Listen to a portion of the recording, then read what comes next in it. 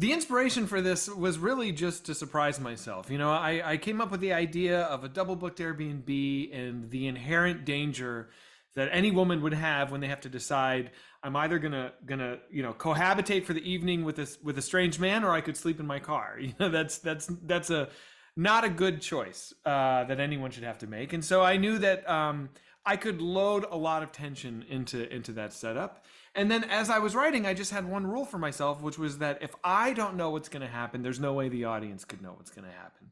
So I just tried to follow my nose and surprise myself. And I can confidently say that it is a surprising story because I didn't know where it was going to go. Well, I think that balancing humor and horror is not as difficult as it may seem. They're so similar things. The anatomy of a joke is almost the same as the anatomy of a scare. It's all about building tension or building tone. It's all about timing, and it's all about zigging when the audience expects you to zag.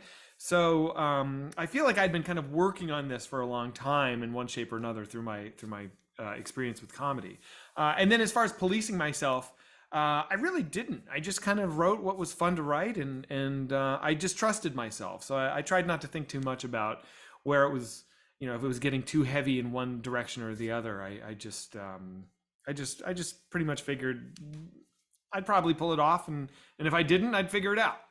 We filmed it in Detroit for some of it, and we filmed a lot of it in Bulgaria.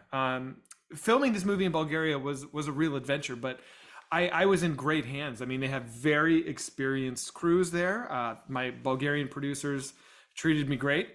We built a whole city block in Bulgaria on a very limited budget, and we erected 13 houses, and then we rebuilt those houses to have completely different looks. Every interior was done on a stage in Bulgaria. I mean, I really got just an absolute bang for my buck there.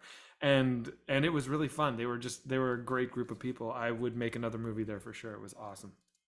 Well, Georgina was the perfect actor for Tess because first of all, she's just an incredibly wonderful actor. She's so talented. She never has a false moment. And she has this really empathetic quality where it's easy to kind of beam yourself into her and like join her on her journey. And so I knew that when she signed on that my movie was going to be in good hands. I was thrilled. And then Justin, it's a little bit of a spoiler, but Justin plays a pretty despicable person in this film. And he usually plays these like lovely, endearing people because he has such a lovely, endearing personality. And so to kind of use that vessel of this total charmer for this total scumbag, I thought was a really exciting thing to try. And he's so gifted that he really pulled it off.